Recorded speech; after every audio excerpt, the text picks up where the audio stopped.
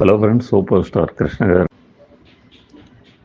ఒక hit cinema దేవుడిచ్చిన కొడుకు 1980 ఫిబ్రవరి 14న రిలీజ్ అయింది. ఈ సినిమా హైదరాబాద్ సుభాష్లో 24 రోజులు, శ్రీలక్ష్మిలో విజయవాడలో 35 రోజులు ఆడినటువంటి ఈ సినిమా ఒక రికార్డు ఉన్నది.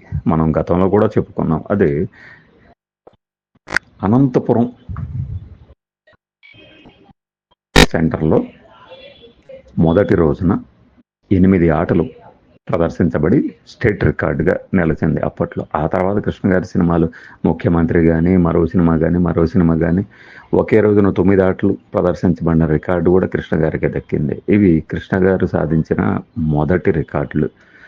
అయితే ఈ అనంతపురానికి సంబంధించి ఇది లాస్ట్ మినిట్లో రిలీజ్ సెంటర్గా మారింది. అంటే అప్పటిదాకా లేనిది కాస్త చివరి రోజుల్లో, అంటే ఫిబ్రవరి 13న డిసైడ్ అయింది అనంతపురంలో రిలీజ్ కావటానికి. అట్లా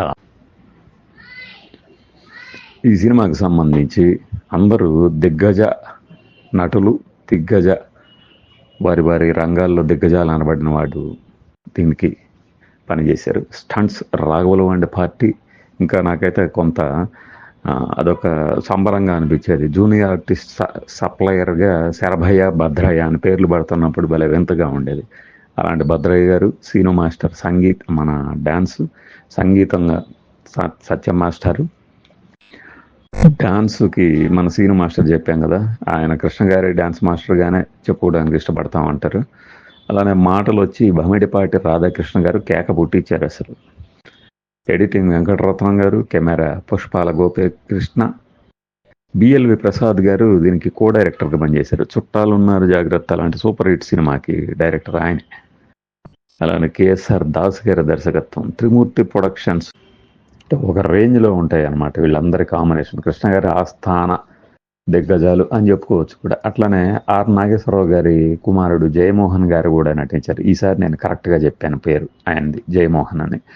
ఇక నూతన్ ప్రసాద్, సత్యనారాయణ, అంజలీదేవి గారు, శ్రీదేవి, త్యాగరాజు, గిరిబాబు, అల్లూరు రామలింగయ్య, మన జయమాలని, వీళ్ళందరూ, జయమాల, జయవాణి, వీళ్ళంతా కూడా నటించిన ఈ సినిమా ఒక ఫక్త routine commercial formula cinema.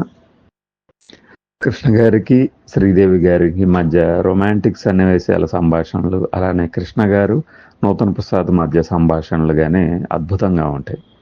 Fighting మధ్యలో మనకి ఎప్పుడు హీరోనే కొట్టాలా, విలన్ని ఇంకొకరు కొట్టకూడదా అని నేను ఈ మధ్య కాలంలో కూడా అనుకుంటూ ఉంటా. కానీ అప్పట్లోనే అలాంటి సన్నివేశం ఒకటి పెట్టారు. నాగు అనబడు నూతన్ ప్రసాద్ని అల్లూరు రామలింగయ్య ఒక షాట్ ఇస్తాడు. నన్నే కొడతావరా అనే నూతన్ ప్రసాద్ కూడా తిరిగి మళ్ళీ అల్లూరు రామలింగని బురదలో వేసి కొడతాడు. అది వేరే విషయం.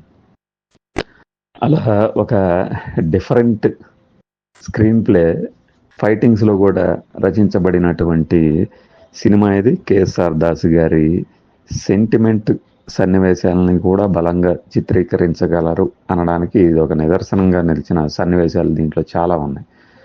నాకు బాగా గుర్తు, చిన్నప్పుడు చూసినప్పుడు ఈ సినిమాను మొదటిసారి కృష్ణ గారు ఒక బంగారు విగ్రహాన్ని మారుస్తుండగా అది చూసిన సత్యనారాయణ గారు గుండెపోటుతో చనిపోతారు.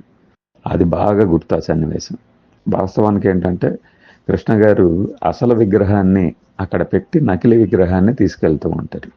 అది తెలియని సత్యనారాయణ గారు తనని మోసం చేశాడు అనే బాధతో చనిపోతారు. కథ ఏమిటి అంటే, సత్యనారాయణ గారిని కొంతమంది దుండగులు అటాక్ చేస్తుండగా కృష్ణ గారు వెళ్ళి కాపాడి ఆ ఇంట్లో వారి పెద్ద కుమారుడిలాగా మారిపోతారు. అసలు కుమారుడైన గిరిబాబు మాత్రం జులాయిగా తిరుగుతూ వారిని వేధిస్తూ ఉంటారు. అయితే మధ్యలో ఖచ్చితంగా గంటకి ట్విస్ట్ సినిమాలో అద్భుతం అనిపిస్తుంది అనమాట. ఒక నవల ఎలాగైతే ట్విస్టులతో ఉంటుందో అలా ఉంటుంది. అలా ఆ ట్విస్ట్ ఏంటనేది మీరు సినిమా చూడండి. కృష్ణ గారు వచ్చి చివరిలో ఈ నూతన్ ప్రసాద్తో ఉన్న సంబంధం ఏంటి, నూతన్ ప్రసాద్ని అలానే మరొక విలన్ త్యాగరాజుని, వారిద్దరి నుంచి ఎలా ఈ కుటుంబాన్ని, అంటే అంజలీదేవి గారిని, మిగిలిన వారిని ఎలా కాపాడుకుంటారు అనేది సినిమా క్లైమాక్స్లో. అయితే అయితే ఈ మధ్యలో కృష్ణ గారి కాస్ట్యూమ్స్ చాలా డిఫరెంట్గా ఉంటాయి. టైలర్ మేడ్ క్యారెక్టర్ అయినా కూడా ఆయన తన హ్యాండ్సమ్ లుక్ని ఎలా మెయింటైన్ చేశారు ఈ 80ల్లో అనేది మనం ఒకసారి చూడవచ్చు. మన బమిడిపాటి రాధాకృష్ణ గారి మాటలు, అల్లూరు రామలింగయ్య గారు లంచం అంటే నాకు పడదు అంటూనే ఎలా కాస్త కూస్తో ఎస్టేట్లో టీ గార్డెన్స్లో పని వాళ్ళ దగ్గర నుంచి డబ్బు ఎలా కాజేస్తుంటాడు అనే సన్నివేశాలు కానీ ఇవన్నీ మనకు ఆకట్టుకుంటూ ఉంటాయి.